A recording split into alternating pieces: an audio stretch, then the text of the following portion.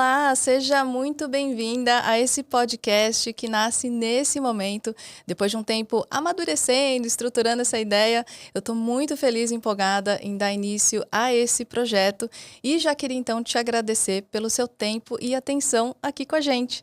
Eu sou a Kemi, especialista em organização financeira, estudiosa comportamental, mãe do Enzo, de atuais 5 anos, capricorniana com ascendente em touro e lua em libra, que ama uma boa conversa. E o intuito desse podcast é abrir um espaço para trazer assuntos que vão muito além das finanças. Vamos conversar sobre nossas histórias, experiências, conhecimentos e autoconhecimento com muito respeito, compaixão, para que a gente possa refletir em como fazer o melhor por nós e para nós, nos inspirando nas histórias de outras mulheres, sem cobrança, sem julgamento, para que em meio aos altos e baixos a gente lembre que não estamos sozinhas. Por isso, vou sempre trazer aqui uma convidada e, claro, a participação de vocês é muito importante também. Apesar do podcast aqui ser gravado, eu vou sempre estar com vocês aqui no chat na primeira hora de reprodução do episódio. Então, já me contem aqui, deixem aqui de onde vocês são, de onde souberam do podcast. E assim, se ao longo da conversa vocês tiverem dúvidas, mandem aqui no chat também, que a gente vai responder no nosso Instagram, nas nossas redes. Então, já nos sigam por lá também. Combinado? Então, vamos à nossa primeira convidada, que assim, não tinha como não ser ela, não só pela importância que ela tem na minha vida pessoal, mas pela trajetória dela em si, que eu acho muito inspiradora. Contabilista pela USP São Paulo, estilista pelo Senac São Paulo e finalista da Bilbao International Art and Fashion de Madrid. Artista tatuadora de Hadith, tatuagem das mulheres Ruchuanas, Okinawanas, fundadora do coletivo Hadithá, idealizadora do encontro cultural Ruchuano, sagitariana, ascendente em Áries e lua em Escorpião. Então assim, minha gente, muita vontade e intensidade na liberdade, no expandir e em romper fronteiras. Seja muito bem-vinda, minha irmã Hiromi. Muito obrigada por topar esse convite. Muito importante você estar aqui hoje. Ai, eu que agradeço. Tô meio dando nervosinho aqui. A gente Ainda mais também, sendo a primeira. eu também, sendo a primeira. Mas não tinha como, né? Não ser você, assim, não só por ser minha irmã, óbvio. Mas eu acho que você, para mim, é uma das referências de trajetória que começou de uma forma não muito óbvia e que tomou outros rumos.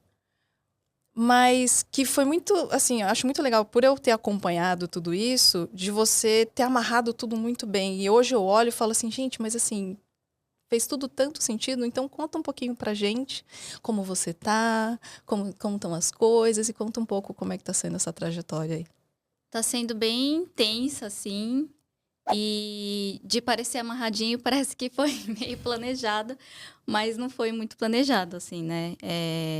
Eu ter começado em contábeis, depois ido pra moda.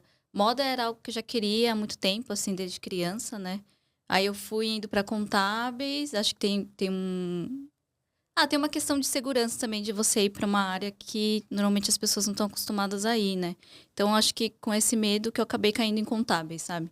Então, já era Eu já sabia que eu não queria fazer isso, mas eu fiz. Então, foi meio que... eu já queria fazer moda, então fui para contábeis. Achei que em algum momento eu fosse falar, não, tô bem aqui. Mas acabou que fica isso, né? Tipo, na gente, assim. De querer experimentar para depois não se arrepender. Aí depois fui para moda. E aí que eu fui mudando aos poucos para arte, assim, né? Mas para artes não foi muito planejado. Foi algo que eu fui sentindo e fui caindo nele, assim, né? Tatuagem, então, nunca pensei que eu ia ser tatuadora. Nunca pensei em ter tatuagem. Então, assim, foi Isso é uma coisa bem engraçado que a gente nova. nunca teve essa vontade, né? Apesar da nossa Então. mãe sempre influenciar a gente de falar, faz uma tatuagem aqui, faz não sei o quê. E a gente É. nunca ligou pra isso. Quando você falou de tatuagem, eu falei, tatuagem? Então, Como assim, tatuagem? Tipo, muito legal, mas da onde que surgiu isso? Sendo que isso nunca foi presente na nossa vida. Mas deixa eu voltar um pouquinho na questão de contábeis. Você acha que tem muito da nossa história, do caso dos nossos antepassados, do que a gente viveu, do que nossos antepassados viveram, dessa questão da segurança, da gente buscar essas referências de profissões, de carreira mais seguras, porque, assim, Uhum. eu também sou formada em contábeis, mas a Aham. parte comportamental sempre me chamou muita atenção. Eu sempre gostei muito disso, mas eu acabei fazendo contábeis também, muito por essa referência de segurança. Você acha que também teve muita influência de casa, da história? Ah, isso com certeza. Eu acho que a gente tem uma mudança, assim, né, geracional, assim, de que a geração dos nossos pais, dos nossos tios, para eles era muito essa segurança, né, do emprego, de você ficar 20 anos na mesma empresa, é, essa coisa do concurso público, né, sempre buscando segurança financeira. Eu acho que para a geração deles fazia muito sentido, e aí veio, acho que como uma receitinha, assim, pra gente, né? Tipo, se você for por esse caminho, vai dar certo, né? Só que acaba que não é só isso que a gente acaba buscando, né? Acho que na vida, assim, em si, né? Na carreira e tal. Acaba que outras coisas puxam como necessidade, faz a gente não sair um pouco desse caminho, né? Que os nossos pais quiseram, que os nossos tios quiseram, que os nossos avós quiseram. Então, acho que olhar para a ancestralidade, acho que também é olhar essas coisas, sabe? O que fazia sentido para eles e que pra gente talvez não faça mais, né? A gente tem que ver, buscar novos caminhos, né? Ah, sim, legal. E quando que foi que você sentiu... Primeiro, como é que começou a moda na sua vida? Eu lembro, assim, né, irmã, eu consigo falar que eu acompanhei. Eu lembro você criança fazendo suas próprias peças, de quando brincava de boneca, já criava isso. Quando que foi esse clique que você teve fazendo contábil, não sei, em que momento que você falou assim, quero isso como parte da minha carreira?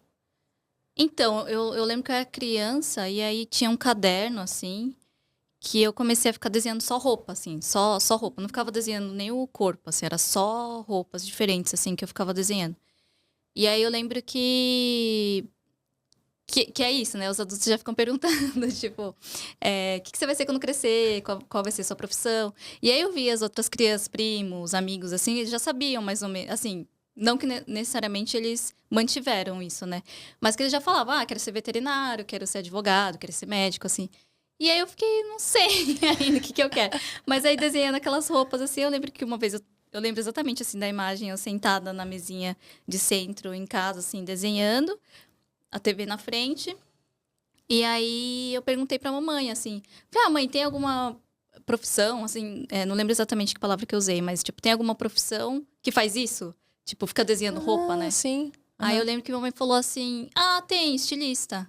E assim, também vem, acho que de uma memória de ficar vendo a mamãe costurando em casa, de ouvir ela falando que costurava roupa com Alba e vendia na feira lá em Campo Grande. Acho que tudo isso acho que foi uma maneira de eu conseguir já me conectar de alguma forma com, não sei, acho que já com a história delas, assim, né?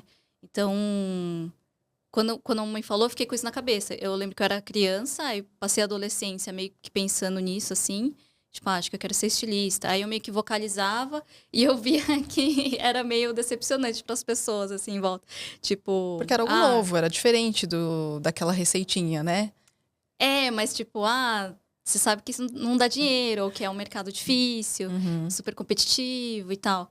Mas a verdade é que ninguém na nossa família ou amigos trabalhava com isso, É assim, para verdade. saber como que era o mercado mesmo, né?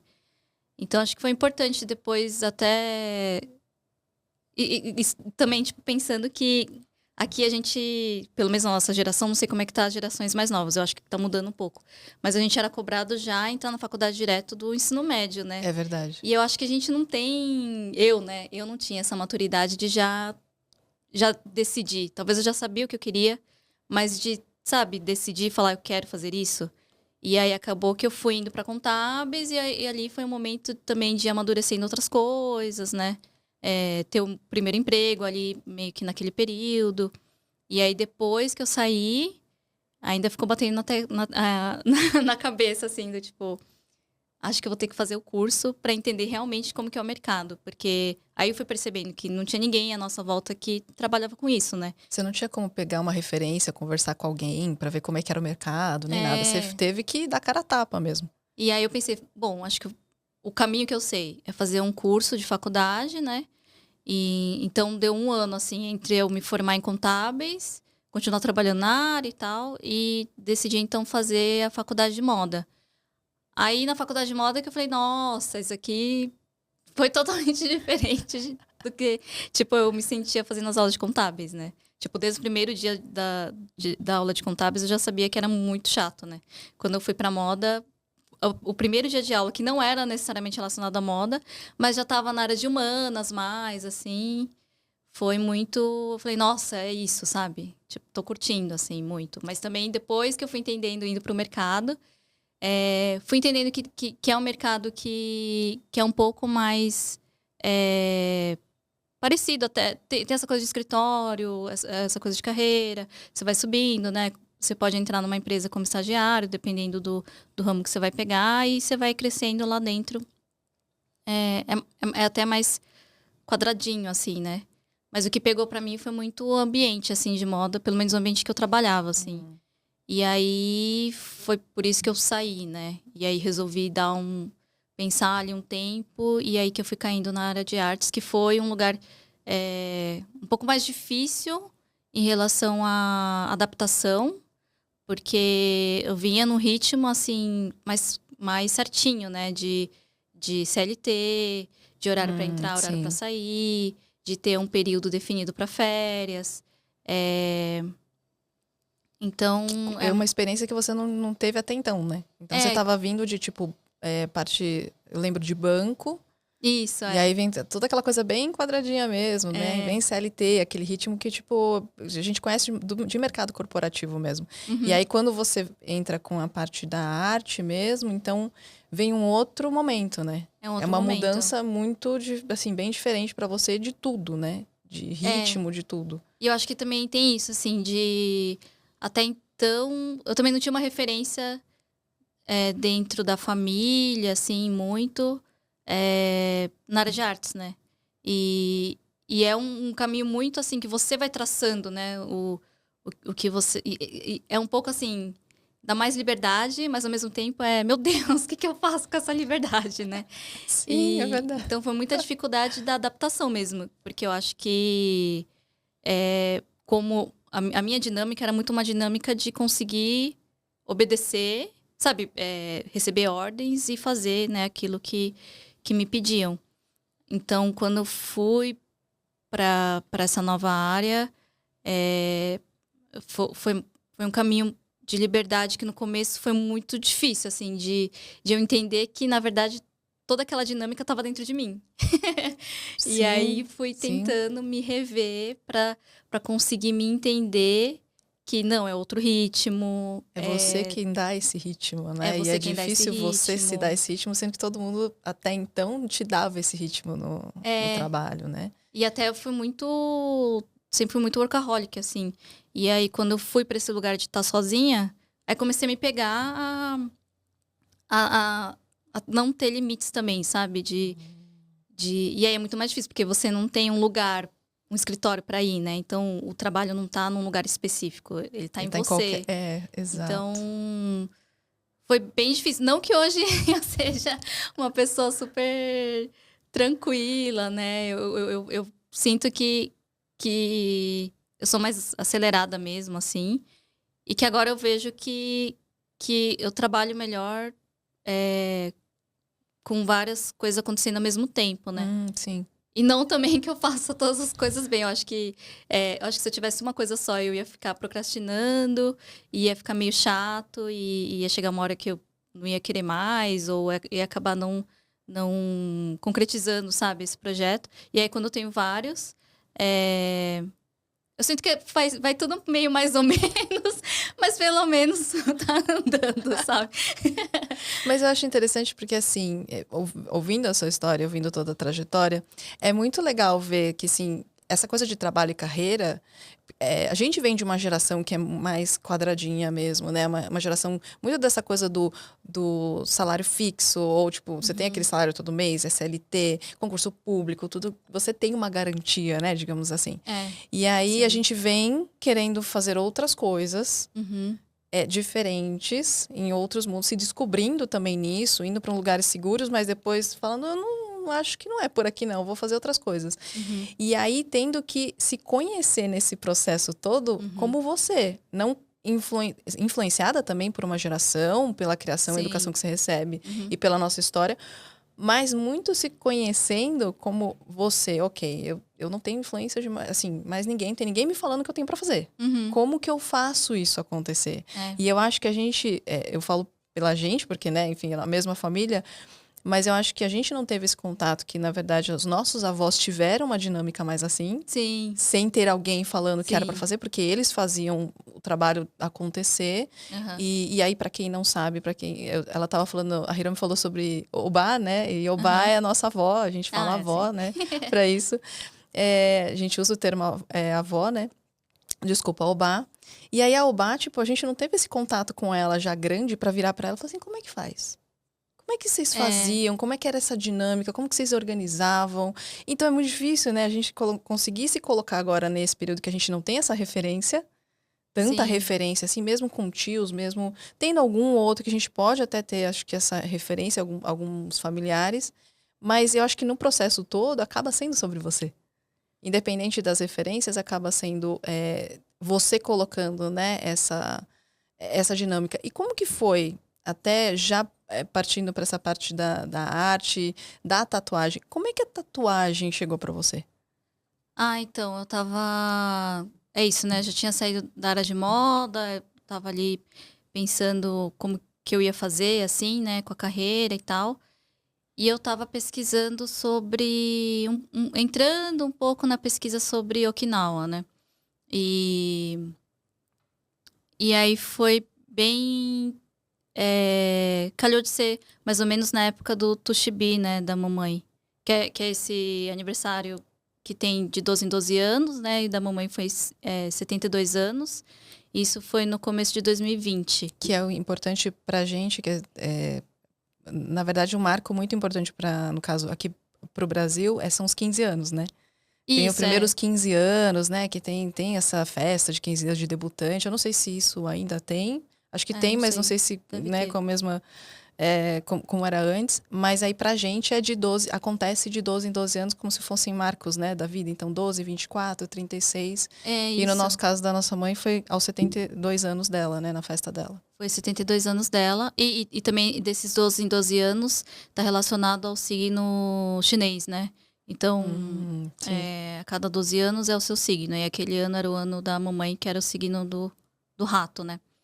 Então, aí eu tava meio mergulhada nisso, pensando no Tushibi da mamãe, aí entrando na pesquisa de Okinawa. Acho que muito porque eu tava precisando de um colo de vó, assim, sabe? E aí, eu acho que é por isso que eu fui entrando nessa pesquisa.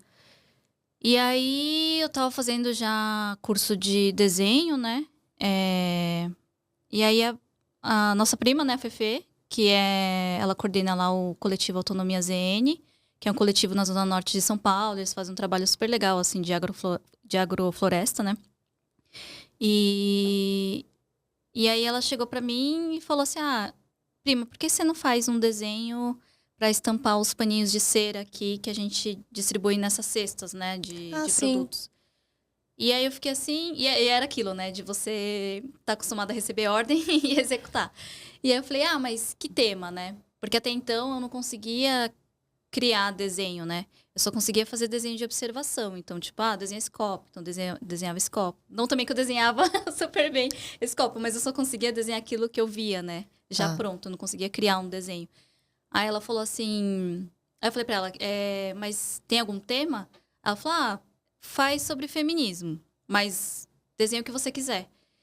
Aí eu não sabia nada sobre feminismo. Aí eu fiquei, e agora, né?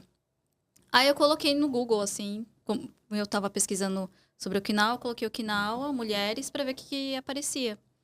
E aí apareceu o artigo da Karina Satomi Matsumoto, que é uma cientista social, que ela escreve no blog Okinawando. Apareceu o artigo dela desse blog falando da Hadith.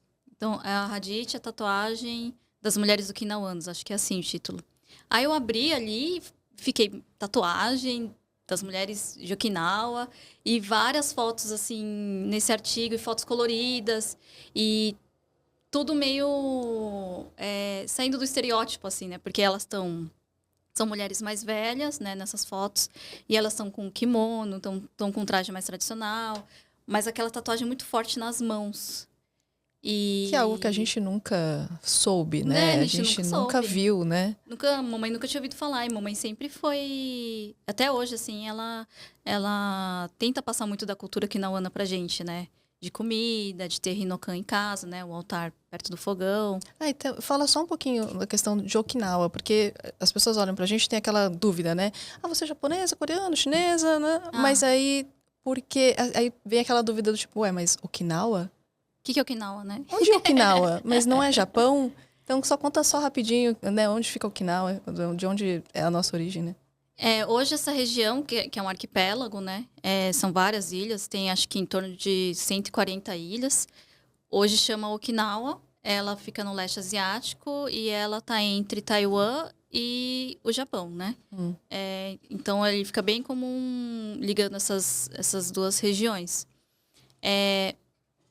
Okinawa foi colonizada pelo Japão, por isso que ela chama Okinawa, porque é o nome que o Japão deu para essas ilhas. Antes era o reino de Ryukyu. E com a colonização, então, Okinawa hoje faz parte do Japão.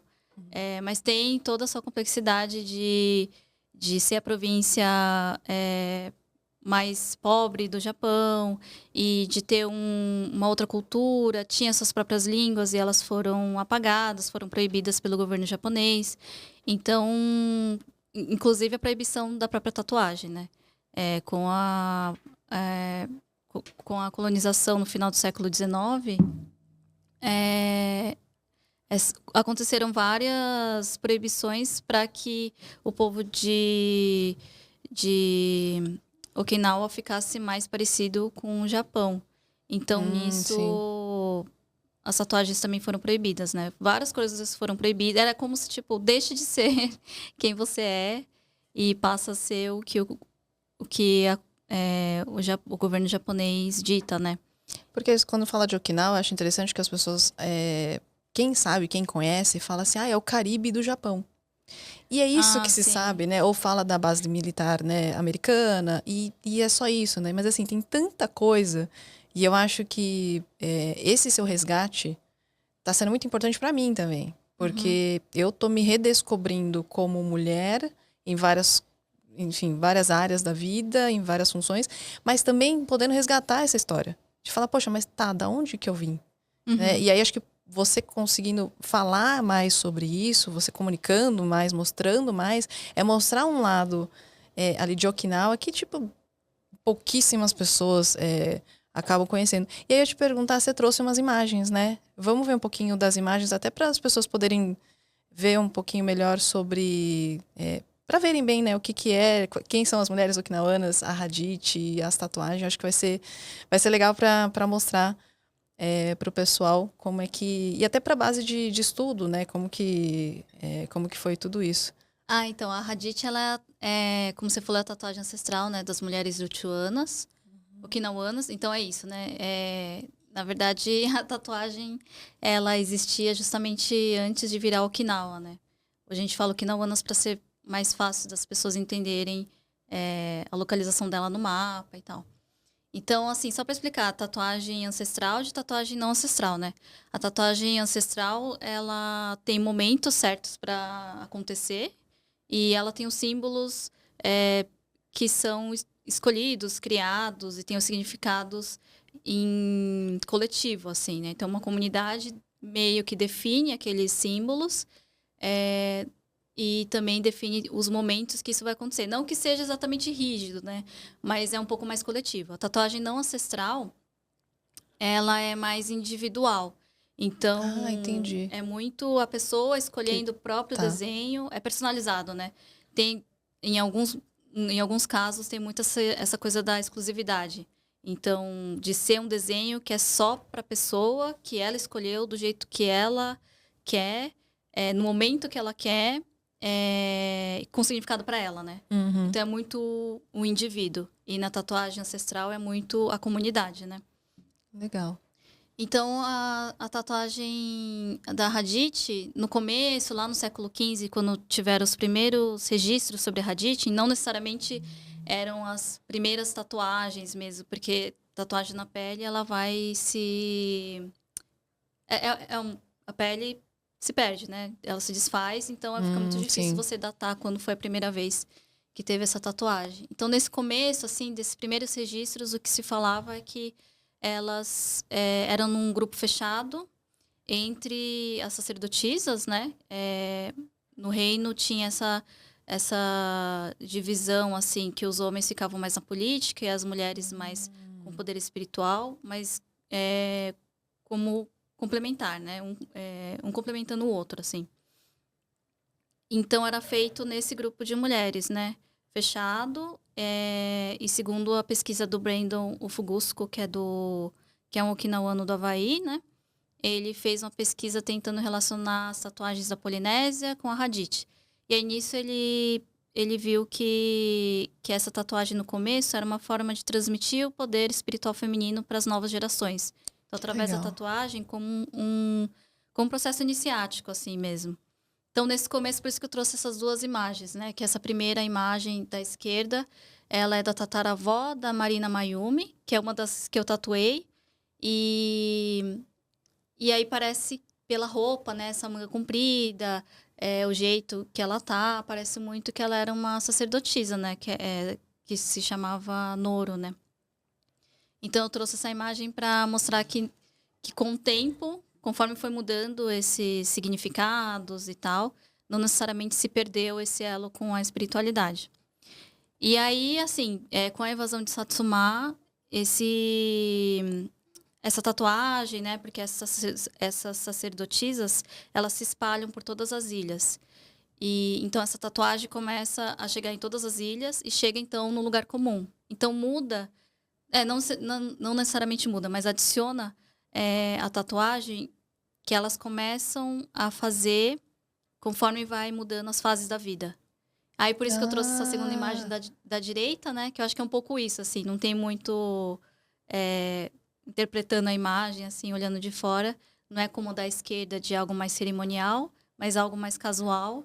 E essa tatuagem chegou tão ao lugar comum, assim, que quando você vai conversar com as primeiras gerações de imigrantes okinawanos no Brasil, eles falavam, todas as obás tinham, assim, não era algo assim específico. Que eles achavam que um dia a gente ia estar pesquisando sobre isso, ou querendo foto, querendo saber mais.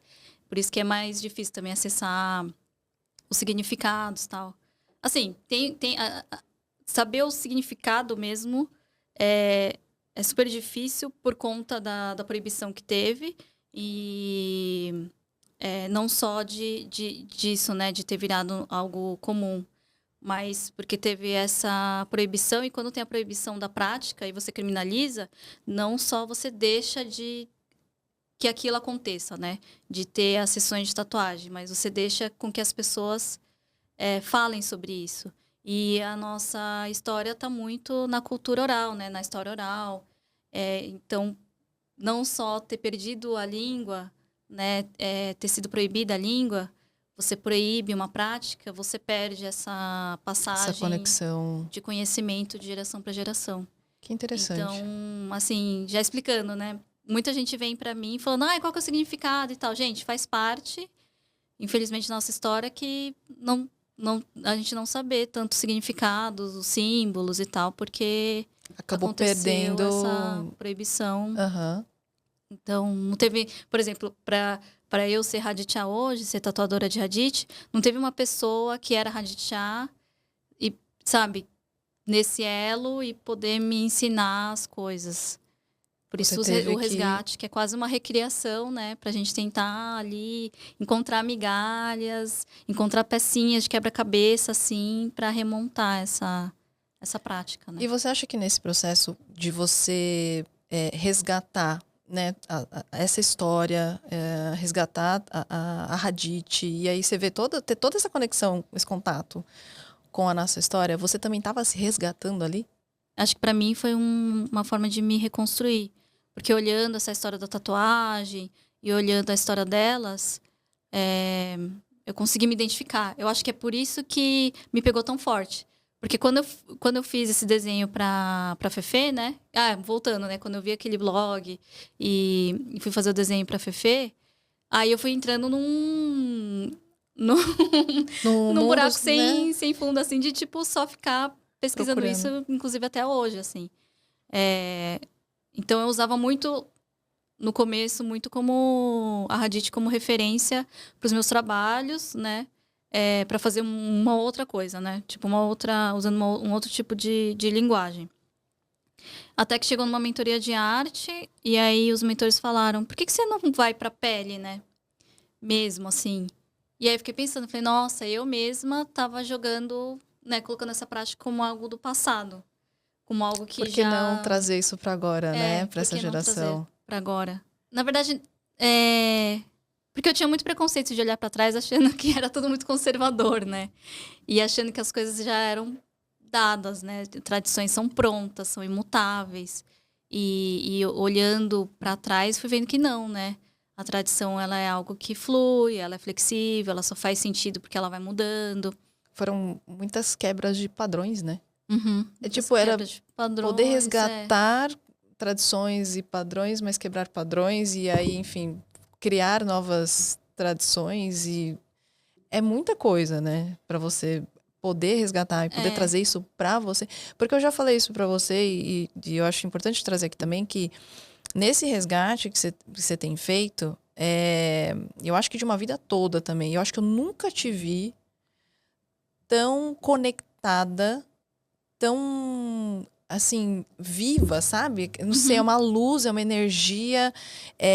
E assim, é questão até espiritual mesmo. De tipo, olhar pra você e falar assim, nossa, parece que tá fazendo tanto sentido agora. Aham. Mas aí E saber tá que também, mesmo. assim, não foi uma coisa assim que veio. Né? Que foi uma Não. coisa que apareceu e falou assim: olha que legal, é a nossa tradição, a nossa cultura, é óbvio que eu vou seguir. Não. Ver todo esse caminho que você Aham. fez, que tipo, meu, começou de contábeis, né? Qual Aham. a probabilidade?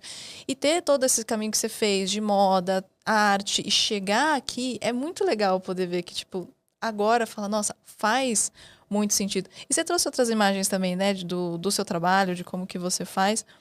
Aí a gente pode dar uma olhada também. Eu trouxe. Deixa eu só voltar um pouquinho. É só pra falar, né, que essa imagem que eu falei é da tataravó da Marina Mayumi, né, que é uma artista visual. E a outra imagem da direita é da tia bisavó do Fábio Acamini. E essa foto até da direita é um pouquinho famosa, assim. Você vê em alguns artigos, essa Sim, imagem eu já aparece vi. bastante. Aí depois que ele me falou, então é minha tia bisavó Que legal. do Havaí.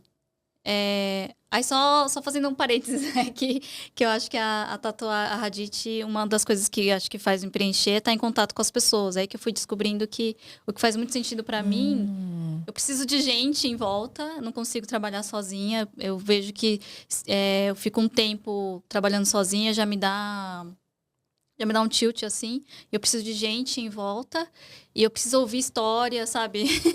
Então é isso, as pessoas vão me trazendo foto, vão me trazendo história e é isso que vai me preenchendo, né? Inclusive, a história da Marina Mayumi foi muito interessante, assim, como que foi que ela descobriu a tatuagem. Porque ela estava vendo as fotos, o álbum de fotografias da família, e aí ela pegou a foto da tataravó dela, sem ainda perceber que tinha uma tatuagem ali. E aí ela tirou foto da foto, né? E mostrou pro amigo dela, que é tatuador, que é o Vitor Seozaki. Inclusive, ele que me tatuou e me ensinou a tatuar depois. E então, o olhar dele é muito de tatuagem. Na hora que ele bateu o olho, aí ele E deu um essa zoom assim na tatuagem? mão e falou: é uma tatuagem isso daqui, né? Aí ela falou: não, tatuagem não. Ele falou: vai pesquisar porque é. Que Aí na hora que ela foi interessante. pesquisar, ela falou: nossa, realmente tem tatuagem das mulheres de Okinawa e tal. E aí ela fez a primeira Hadith dela com o Vitor Seozaki, né? Uhum. Então foi muito interessante, assim, como foi também essa história dela. Então, pra mim, essas histórias que vão me preenchendo, porque eu falo, nossa, que legal!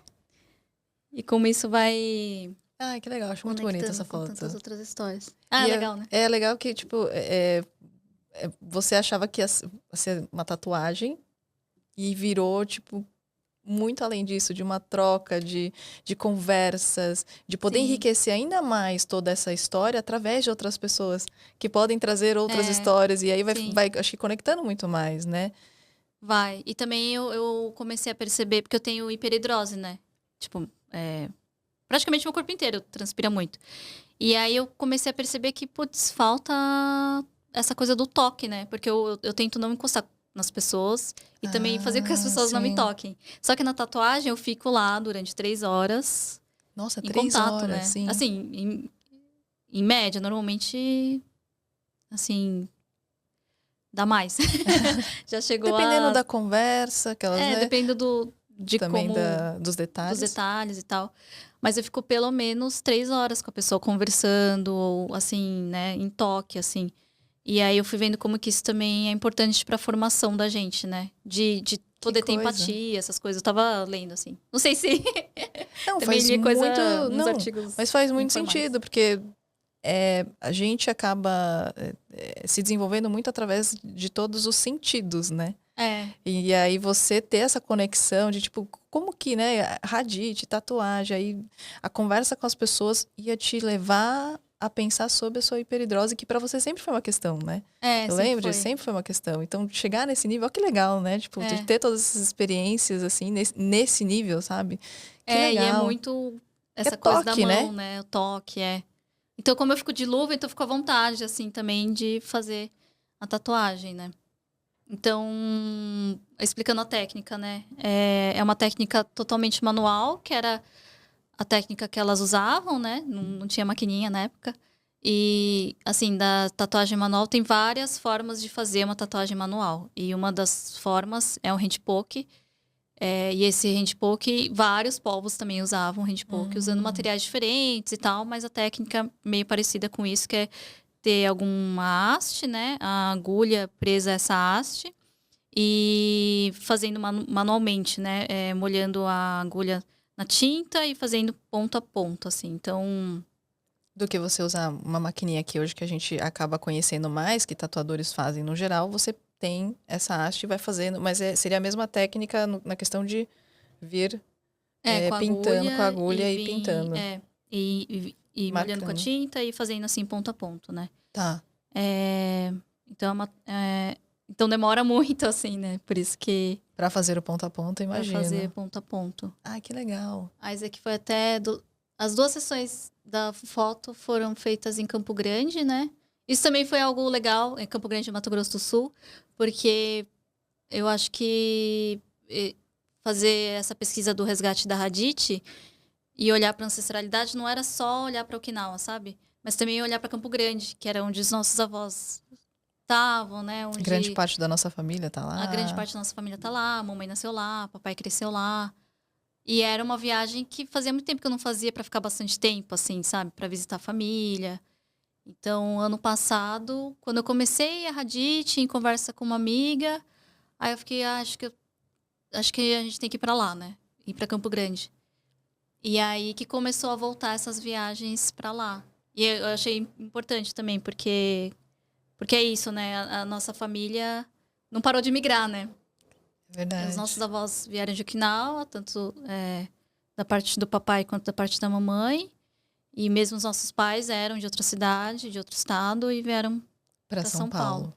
Sim, Aí, só para mostrar a foto da mamãe, que foi a da nossa mãe. primeira, foi a cobaia. Ela que começou, você que pegou ela pra fazer tudo. Vamos É, experimentar. é que, na verdade, quando ela. Acho que teve isso, assim, da mentoria de arte, de ter falado: por que você não vai para tatuagem? Por que você não vai para pele? E aí que eu comecei a pensar na tatuagem. Mas também porque eu lembro que a mamãe, uma vez eu tinha pintado a Hadith nela para fazer umas fotografias. E eu acho que pintar na mão dá uma vontadezinha de, de ter a Hadith, sabe? E aí a mamãe tinha falado: seria legal, né? Tatuar, ter uma Hadith, assim, ter isso tatuado mesmo, né? E aí eu fiquei pensando: nossa, ia ser muito legal eu aprender a tatuar pra pelo menos tatuar ela e eu, assim, aos poucos, né? Porque eu também tava Ah, tá. pensando em Não era ter. nem assim que você queria fazer isso pra outras pessoas. Era tipo, nela, na gente ia ser legal. E Era isso. Você nem imaginava a proporção que isso ia tomar Não. depois, né? Que Não coisa. imaginava. Eu achei que você já foi com essa intenção, que você foi De tatuar. tatuar a galera. Que Não, tipo, não, já não. vou aprender aqui, vou fazer com ela, vou fazer em mim. E aí Não. depois eu vou aos poucos. Nossa, não sabia. Foi puxando, assim. Foi puxando, e de repente, meu Deus, já tava... E aí tem uma outra parte que é poder... Como eu ouço muita história, e também eu tenho muita troca com as pessoas me trazem foto, né? Isso vai preenchendo esse quebra-cabeça que eu falei, né? Do que é a Hadith.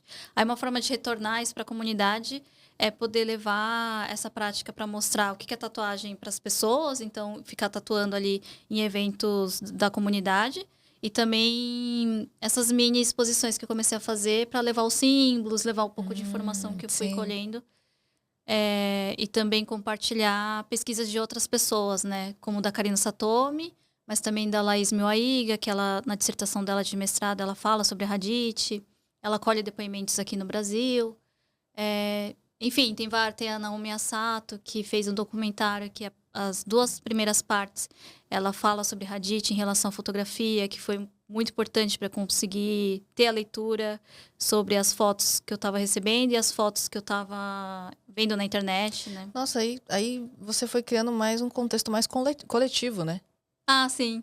É engraçado, porque aí você foi trazendo gente, então aí virou algo coletivo. E aí não virou só sobre a Hadith, aí virou sobre, enfim, Okinawa, né? Virou uma história, né? Eu acho que a Hadith, assim, me trouxe essa coisa de que a ancestralidade, quando eu vou buscar, não é uma ancestralidade tipo, sobre a minha Obá, sabe? Tipo, sobre a nossa Obá, sobre o nosso Odi. Tipo, é uma ancestralidade compartilhada, né? Então, até então, quando eu não sabia que a nossa tataravó tinha Hadith, pra mim era assim, se a bisavó de alguém tinha, pra mim já é minha antepassada também, né? É sobre a nossa ancestralidade. Então, acho que eu fui entendendo que é uma ancestralidade compartilhada, né? Não é sobre a história só da minha linhagem, sabe? Assim, A história só da nossa família. Nós, né? Sim. Que colocando todas as histórias juntas, tipo, é uma história só, né? Então, é um conhecendo o outro, que é exatamente o que você faz, né? Então, você vai traz um aqui, traz outro ali, é uma amiga, é uma família, e vai conversando e vai trazendo, e vira essa grande comunidade, né? E traz toda essa história. Que legal. E aí também eu fui participando mais das associações, né? Que eu não frequentava nada. A gente não frequentou, né? Também não tive esse momento. Mas e aí, que legal. essa outra parte de poder devolver um pouco para a comunidade também fazendo algumas palestras, né, para levar esse tipo de informação dessa pesquisa que é muito... Cada vez que eu vou falar sobre Hadith, alguma coisa nova surge, não só relacionada a Hadith, mas sobre Okinawa, ou sobre a imigração aqui. Então, acaba que eu acho muito importante também essa transmissão ser na oralidade, né? Porque é mais fluida e as pessoas acho que entendem melhor que é algo que vai mudando. A conexão, né? E aí, essa foi a apresentação que eu fiz junto com a Karina Satomi, né? Do blog Okinawando. E a gente fez no Okinawa Festival, que é aquele festival super grande que tem no Vila Carrão. Juntou não sei quantas mil pessoas em 2 dias. Então, foi bem importante estar lá, assim, né? Nossa, muita representatividade, né? Muito legal isso. E você tem mais imagens? Não, acho que essa é a última. Essa é a última? E aí eu queria te perguntar o seguinte, assim, voltando, a gente fala, né, da Hadith, de tudo isso que você trouxe da história, toda essa conexão, eu queria falar um pouquinho mais sobre você, sobre isso, porque assim, é muito tempo, né, você falou 3 horas, em média, geralmente dá mais, muito tempo ouvindo as pessoas, o que é muito legal, ter essa conexão, ter essa identificação, né, poder resgatar outras histórias, é muito tempo também tatuando, e aí eu queria saber como que você se cuida, como é que você cuida porque assim, eu penso que assim, é muita energia envolvida, é muita atenção, é uma demanda muito grande, exige muito de você. Como é que você faz para se cuidar assim também, para poder, né, atender tudo isso? No começo foi muito eu perceber que tinha uma limitação física, né? Até entender o que era essa limitação física. Então, no começo eu não tinha limite, assim, eu fazia vários... Cheguei a fazer uma mão inteira, numa sessão só, que deu, acho que, quase 12 horas. não deu direto, assim, porque a gente parou pra comer, parou pra ir no banheiro, mas depois eu fiquei pensando, gente, não, né? Tem que dar, Nossa, 12 horas, muito tempo. tem que dar um limite. Aí que eu fui entendendo, tipo, esse foi o extremo. Então eu fui entendendo que, tipo, não dá, é uma outra lógica, é isso que eu tô falando, da adaptação, que é uma outra lógica. Você não vai ficar 8 horas por dia tatuando. Não tem como, sabe? Todo dia tatuando. Diferente daquele negócio CLT, né? Tipo, são 8 horas em média trabalhando, né? Aí Direto, assim. Direto, sim, sim. É uma outra demanda, é uma outra né? demanda. E aí eu Tá. fui vendo que não, eu tinha que dar espaços, eu tinha que limitar, né, o tempo também. E não só pra mim, pra pessoa também, coitada, que tá lá sentindo dor, porque dói, tatuagem na mão dói. Tem o limite dos dois lados, né? Então eu fui percebendo que tinha uma limitação física. E aí já fazia yoga e comecei a perceber que eu tinha que fazer yoga como manutenção mesmo do meu corpo. E porque eu fico pensando, a minha vontade é poder fazer isso a minha vida inteira, né? Mas para conseguir fazer, eu tenho que me cuidar mesmo, né? Pensar que isso eu tenho que fazer aos poucos ao longo da vida.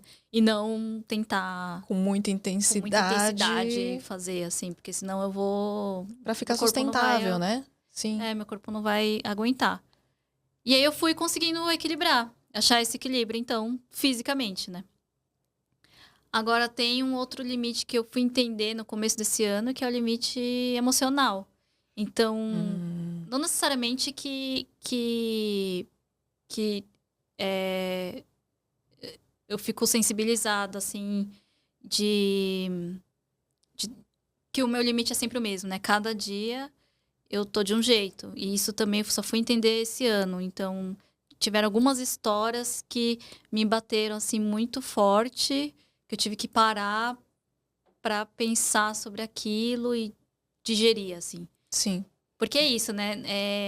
Quem tá de fora olha a sessão de Hadith, a gente sai sorrindo na foto, parece que ai, que feliz fazer Que legal. isso, né? Que legal, mas sempre quando nas sessões da Hadith, como eu fico um tempo ali conversando com a pessoa, sempre a gente cai em lugares muito difíceis, assim, da história da própria família. Então não é De fácil. sacrifícios, enfim, de guerra e de períodos muito complicados mesmo. Acho que tem os momentos históricos, assim, que eu acho que pega, né? E acho que vai para esse lado mesmo de trazer essas histórias na sessão, mas tem também dentro da própria família, assim, sabe? E a gente também vai entendendo, assim, né, que não tem como olhar para ancestralidade de um jeito. Não tem como ir feliz, assim, nesse caminho. Tipo. Não é um conto de fadas, né? Então Não é um conto de vamos fadas. Você combinar. vai Não olhar é. a história real. Sim, sim. E aí, quando você olha para ancestralidade, você vai olhar para trás, ao mesmo tempo que você tá olhando para você, como um espelho, Sim. você vai se deparar com Fatos que aconteceram, reais. tristes, também bons, legais, de conquistas, de legais. É uma realizações, mistura. mas é a nossa vida, né? É a nossa vida. É a nossa vida, que a gente vai chegar uma hora que a gente vai olhar pra trás e vai falar assim, eu não sei se eu quero, mas é tão necessário também pra gente poder entender quem a gente é e de onde a gente vem, pra onde a gente quer ir, Uhum. que eu acho Sim. que se a gente é óbvio, é difícil, mas eu acho que a partir do momento que a gente esse tempo de digerir, de absorver e falar, ok, é isso, e seguir em frente. E aí você entendeu que, tipo, cuidar do seu emocional, então, era algo também necessário, né? Era algo necessário, mas também comecei a pensar como que eu faço, tipo, a maneira de conseguir lidar com isso. Acho que não é tipo, o meu emocional, é a mesma coisa disso, né? Tipo, não é o meu emocional o quanto eu me sinto mal de ouvir isso. Mas tá bom. Eu tô vendo que existe mais pessoas, né? Não é só uma pessoa me contando uma história difícil.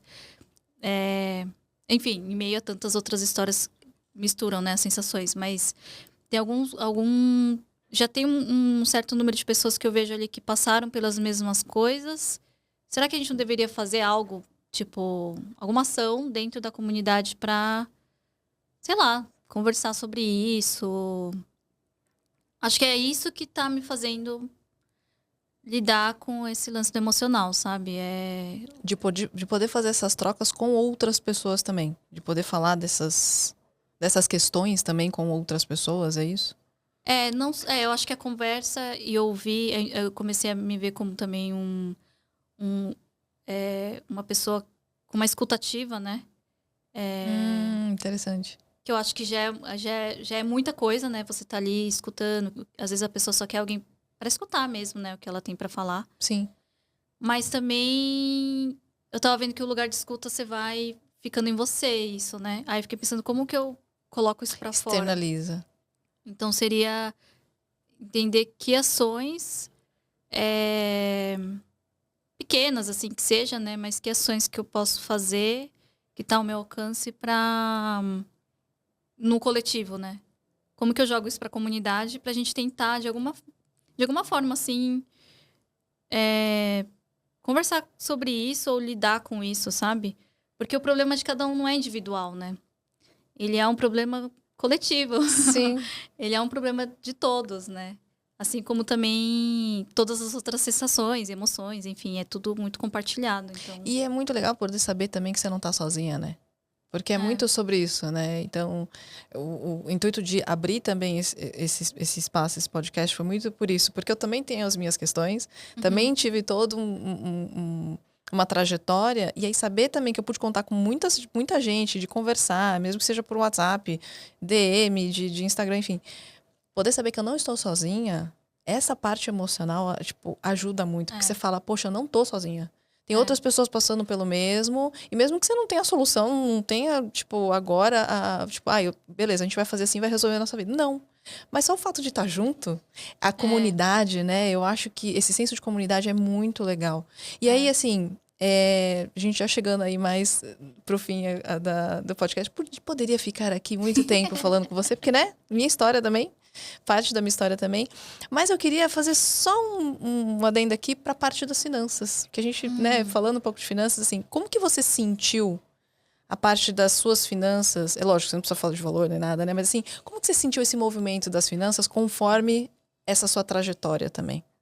Evoluiu com você também? Não sei se evoluiu. Mas assim, é isso que eu falei, tem a dificuldade da adaptação, né? Uma coisa é você já vir certinho, já saber todo mês que vai cair aquilo. Ter tudo mais... É mais fácil de você se planejar, né? Uhum. Agora, quando eu fui indo para um lugar mais de estar autônoma, foi difícil entender que nem todo mês, né? Assim, não tem não é uma linha reta, né? Então, um mês vai vir um tanto, outro mês vai vir menos, outro mês vai vir mais. E aí você vai aprendendo a lidar com isso, assim. A tatuagem foi onde me deu um pouco mais de base, assim, sabe? Pra eu conseguir ter um pouquinho mais de segurança, assim. Não que seja fácil, mas é onde eu consigo ter um pouco mais de chão, assim, para conseguir fazer as outras coisas, sabe? Interessante. E também acho que trabalhando com arte, né, trabalhando com cultura, a gente vai vendo como é importante políticas públicas, então a gente vai se ligando mais nisso. Então acho que foi tudo meio que antes para mim era muito individual, assim, né, a minha questão financeira e tudo que me envolvia, assim, muito olhando para minha carreira, sabe, como se eu tivesse minha trajetória, tudo assim. E acho que foi caminhando para esse lugar mais sim. do coletivo, né? Então... De entender que também era uma questão política, social, econômica, sim, que também você também estava entrando nesse lugar, né? Que legal, que interessante. É bom para poder compartilhar com as pessoas, de tipo, às vezes as pessoas falam assim, eu vou organizar as minhas finanças e bora colocar tudo numa planilha e é isso. E não, tipo, é toda uma história, você está numa comunidade, numa sociedade, tem questões políticas, tem muita coisa envolvida. Mas é aquilo, com calma, gente, não é também entrar naquele desespero. Meu Deus, tem um monte de coisa, não sei o que. Com calma, a gente vai... Acho que parte primeiro de dentro para fora, né? Nesse movimento de vir você se conhecer, vir para dentro e começar a poder ter esse olhar para fora também. Assim, se eu pudesse escolher friamente, assim, se eu pudesse escolher, tipo, as sensações que eu pudesse ter, ou pensamentos e tal, seria muito mais fácil estar em contábeis. Porque, é mais fácil para você... Para as pessoas entenderem o que você faz. Você É não tem mais que ficar fácil, explicando tipo, você muito. não tem que ficar explicando muito, né? Essas coisas assim, mas É mais confortável. é mais confortável. Só que tem muitas coisas que a gente não controla na gente, né? Sim. E aí eu fui percebendo que tem um lance de existência, assim, pra mim, que eu precisava cair nesse lugar.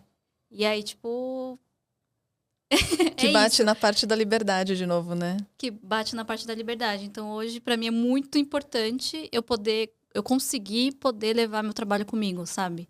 Legal. Então, eu vou pra Campo Grande, o meu trabalho tá em mim, né? Eu vou lá Que tentar legal, levar a sim. tatuagem pra lá. Sim. Então, eu fui pra Brasília, né? Pra Vargem Bonita, Distrito Federal. Então, eu fui lá pra também... O trabalho tá comigo, né? Não é que eu deixo em São Paulo, né? Deixo em Osasco e Você vou... fechou lá, deu certo horário, você vai lá, bate o ponto e vai embora e acabou, né? Você deixa o trabalho lá, né? Não tá relacionado a um lugar, né? Sim, sim. Então, eu consigo levar comigo, assim. Que Então, legal. isso pra mim é muito importante, sabe?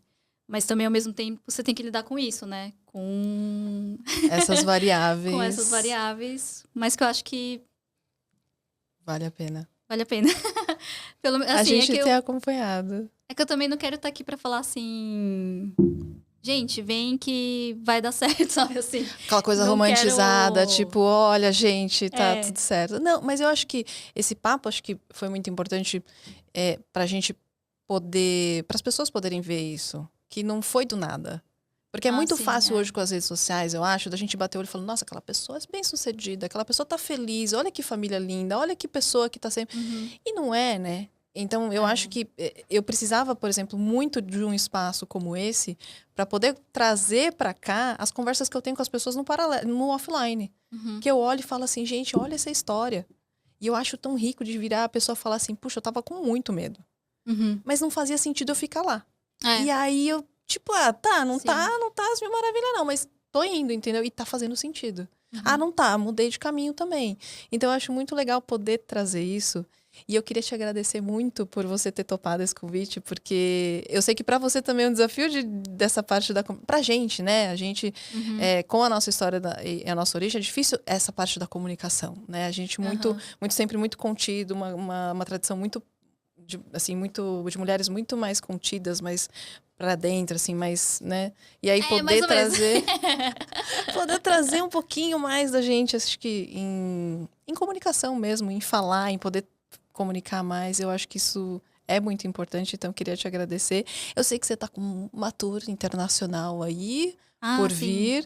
E aí, assim, eu vou encerrar aqui o podcast, agradecer a vocês pelo tempo, pela atenção aqui. Eu espero que vocês tenham gostado dessa conversa, dessa troca. Se vocês quiserem acompanhar mais sobre o que a gente vai fazer, os próximos, enfim, conteúdos, viagens, acompanha a Hiromi também lá no Instagram, acompanha a Hiromi no Instagram, que ela vai contar um pouco mais dessa tour internacional que ela vai fazer, não só, acho que voltado para a Radit, voltado para a parte profissional, mas também a parte de viagens, né? Contar um pouquinho de cada lugar onde você vai passar. Acho que vai ser legal. Então, vocês podem acompanhar a gente nas redes, as redes estão aqui para vocês poderem seguir a gente por lá. Obrigada de verdade, obrigada, Hiromi, e beijos, até a próxima. Tchau.